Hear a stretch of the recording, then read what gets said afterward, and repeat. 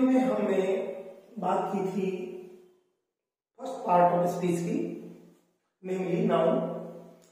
अर्थात हमने पहले पार्ट ऑफ स्पीच को शुरू कर दिया था और मैंने आपको बताया था कि नाउन जो है, संज्ञा जो है, वो किसी व्यक्ति, स्थान और किसी भी जो चीज है या पर्सन है, व्यक्ति है आदि के नाम को हम संज्ञा कहते हैं। तो उसके बाद मैंने आपको ये बताया था कि संज्ञाओं को हम 5 भागों में बांट सकते हैं और उनके नाम भी मैंने आपको अवगत करा दिए थे। Proper nouns, common noun, abstract noun, collective nouns, material nouns. अब हम थोड़ा आगे चलते हैं तो आपको बताते हैं कि ये जो 5 संज्ञाएं हैं, proper noun, common noun, abstract noun, collective nouns, material nouns, ये जो कह लीजिए कि अंग्रेजी भाषा के अंदर जितनी भी संज्ञाएं हैं उनको हम काउंटिंग के अनुसार, अर्थात गणना के अनुसार, हम उन्हें गणना के अनुसार, काउंटिंग के अनुसार 2 भागों में विभक्त कर सकते हैं। अर्थात nouns may be classified into 2 categories according to counting. Counting के अनुसार हम संज्ञाओं को 2 भागों में बांट सकते हैं और पहली जो कहलाएगी वो कहलाएगी काउंटेबल नाउन्स और दूसरी कहलाएगी आपकी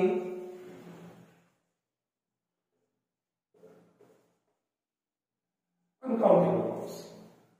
आपको मैं फिर दोबारा बता दूं कि संज्ञाओं को गिनती के अनुसार, गिनने के अनुसार, गिनती भी छोड़िए, गिनने के अनुसार कि आप संज्ञाओं को गिन सकते हो नहीं गिन सकते हो, कितनी है कितनी नहीं है। तो जब गिनने की बारी आती है तो गिनने के अनुसार हम संज्ञाओं को 2 भागों में बांट सकते हैं। पहली कह रही है काउंटेबल नाउन्स, दूसरी कह रही है अनकाउंटेबल नाउन्स। ये गिनी जा सकने वाली संज्ञा है, ये नहीं गिनी जा सकने वाली संज्ञा है। इंग्लिश ग्रामर के अंदर यदि हम सब्जेक्ट पे कमांड चाहते हैं, हम ये चाहते हैं कि हमारे टॉपिक जो है वो क्लियर है, तो हमें प्रत्येक संज्ञा के बारे में पता होना चाहिए कि वो काउंटेबल है या अनकाउंटेबल है। क्योंकि काउंटेबल और अनकाउंटेबल से हमें बहुत सारी जानकारियां मिल जाती हैं, जिन्हें मैं संक्षिप्त रूप से बताऊंगा। कि काउंटेबल नाउन जो होती है वो 2 भागों में बांटी जा सकती है आसानी से।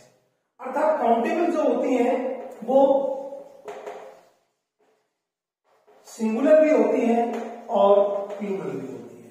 अर्थात काउंटेबल जो संज्ञाएं होती हैं उन्हीं का एक वचन होता है और उन्हीं का बहुवचन होता है। अर्थात ये वे संज्ञाएं हैं जो गिनी जा सकती हैं और इन्हीं संज्ञाओं का एक वचन रूप होता है और इन्हीं संज्ञाओं को एक वचन से बहुवचन में बदला जा सकता है। आपने देखा होगा जब हम एक वचन से बहुवचन बनाते हैं, फॉर एग्जाम्पल हमने गर्ल का बहुवचन बनाया इसे, तो हमने किया गर्ल्स, तो आपने देखा ये सिंगुलर है और ये प्लूरल है और ये दोनों ही काउंटेबल नाउन्स है।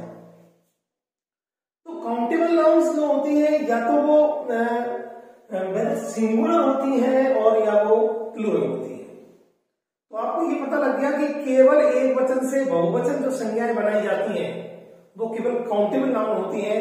अनकाउंटेबल नाउन्स को कभी भी बहुवचन रूप में नहीं बदला जा सकता है, वो हमेशा ही एक वचन रूप में रहती है। अनकाउंटेबल नाउन जो होती हैं उनमें मुख्यतः अपन 4 चीजों को रख सकते हैं कि ऐसी कौन कौन सी 4 चीजें हैं जो जिन्हें हम अनकाउंटेबल नाउन कह सकते हैं। तो पहला आपको मैं बता दूं, जो भी लिक्विड फॉर्म में जो भी क्या है,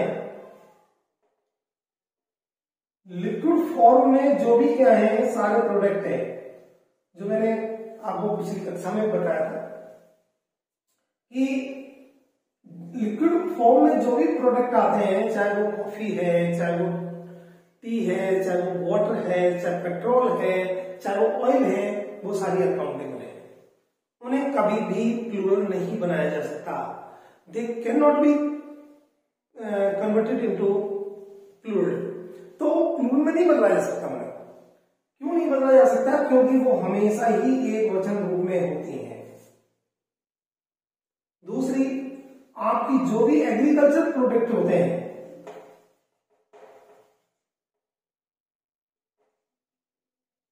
एग्रीकल्चर जो भी प्रोडक्ट होते हैं आपके, तो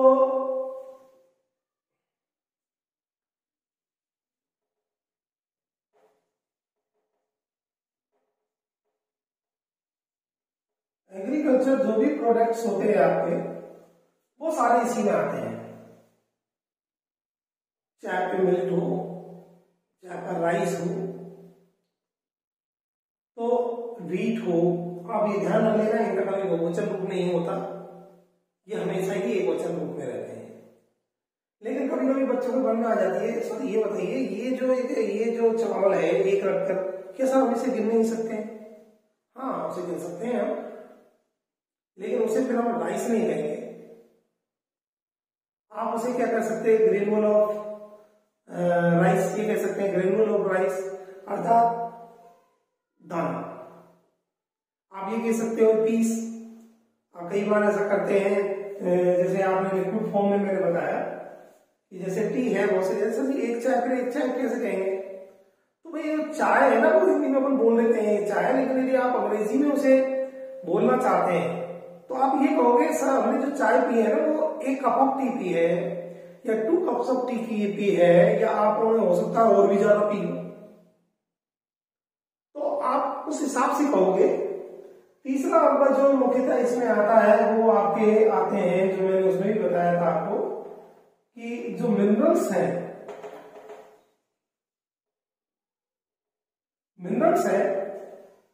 वो भी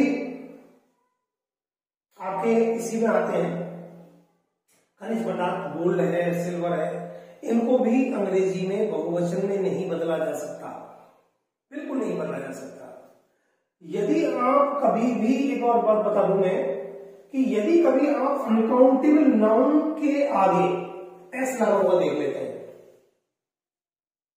तो मैं आपको बता दूं उसका कुछ अलग ही अर्थ होता है, ना कि ये उनके बहुवचन होते हैं।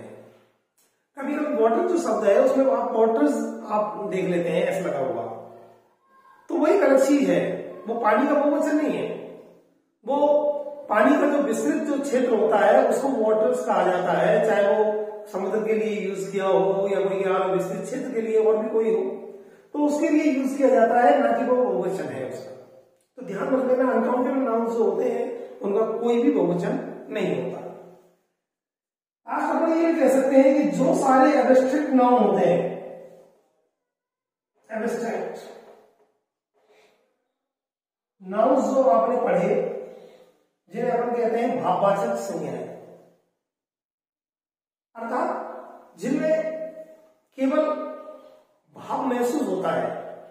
कल हमने 5 प्रकार की जो संज्ञाएं पढ़ी थी, सॉरी पिछली कक्षा में जो हमने 5 प्रकार की संज्ञाएं पढ़ी थी, तो उसमें एब्स्ट्रैक्ट नाउन पढ़ा था, इसमें मैं भाव वाली बात की थी।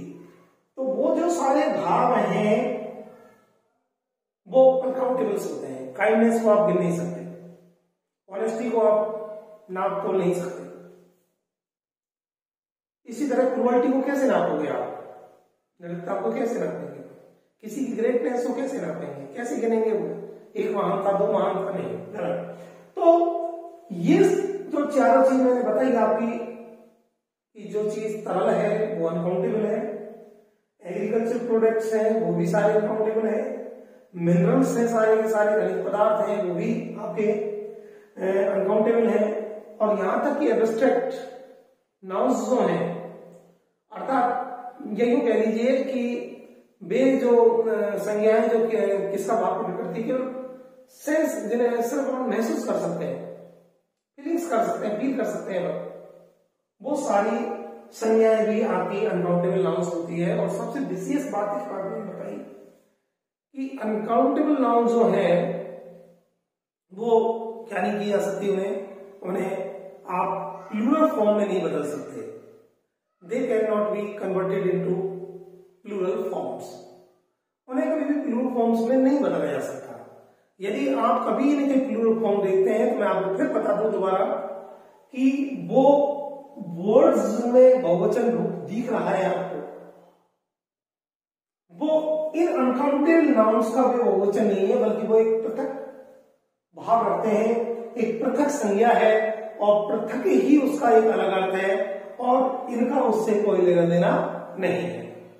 वो एक अलग ही अर्थ में, एक अलग ही सेंस में उनको यूज किया जाता है और वे कभी भी इन अनकाउंटेबल नाउन्स का प्लूरल नहीं होती हैं। केवल प्लूरल जो फॉर्म होता है वो काउंटेबल नाउन्स का होता है, वही सिंगुलर होती हैं, वही प्लूरल होती हैं। तो जब हम नंबर पढ़ते हैं, जब हम नाउन का नंबर पढ़ते हैं, अभी हमको कोई क्लास में पढ़ने के लिए मिलेगा एकवचन से बहुवचन बनाने के लिए, सिंगुलर से प्लूरल बनाने के लिए, तो मैं आपको बता दूं कि उस चैप्टर में हम जो पढ़ते हैं, नंबर पढ़ते हैं, नंबर का होता है वचन। तो वचन जब हम पढ़ते हैं तो वचन पढ़ने के लिए हमें ये पढ़नी पड़ती है, क्योंकि वचन का जो लेना देना है वो अनकाउंटेबल नाउन से नहीं है बल्कि काउंटेबल नाउन से है। और एक विशेष बात हो, अनकाउंटेबल नाउन से पहले कभी भी आपने जो आर्टिकल पढ़े होंगे एम, वो कभी यूज होता ही नहीं है।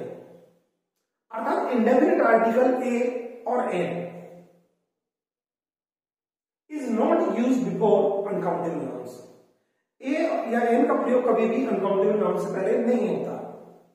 ये हम ऐसे आर्टिकल्स में बात करेंगे, लेकिन चूंकि जब हम ये बात कर रहे थे भाई नाउन काउंटेबल है या अनकाउंटेबल है, ये जानना जरूरी क्यों है, क्यों? तो उसके लिए ये जरूरी है, सबसे पहले तो ये पता लग गया कि भाई एक वचन से बहुवचन बनाते हैं तो केवल काउंटेबल नाउन कोई बनाया जा सकता है। अनकाउंटेबल नाउन हमेशा सिंगुलर फॉर्म में होते हैं और उनके संग सिंगुलर वाली क्रिया ही लगती है। ये सिंगुलर में भी होते हैं, इनको प्लूरल में भी बदला जा सकता है। अनकाउंटेबल नाउन्स हमेशा सिंगुलर फॉर्म में होते हैं, इनके आगे इंडेफिनिट आर्टिकल ए का प्रयोग कभी नहीं किया जा सकता, जबकि इनके आगे ए भी लग सकता है, एन भी लग सकता है और दी का प्रयोग भी किया जा सकता है। दी का प्रयोग आगे भी हो सकता है, क्योंकि हम यहाँ आर्टिकल नहीं पढ़ रहे हैं, लेकिन आपको संक्षिप्त रूप से मैं बताना चाहता हूं कि कभी भी अनकाउंटेबल नाउन से पहले ए और एन का प्रयोग नहीं होता। अर्थात इंडेफिनिट आर्टिकल जो है उसका प्रयोग अनकाउंटेबल नाउन से पहले नहीं होता। तो आज के लिए इतना ही बहुत है और आगे हम चर्चा करेंगे अगली कक्षा में। यदि आपको चैनल में दी गई वीडियो आपको पसंद आ रही है तो वीडियो को लाइक करें, चैनल को सब्सक्राइब जरूर कर लें और घंटी वाले बटन को जरूर दबा लें।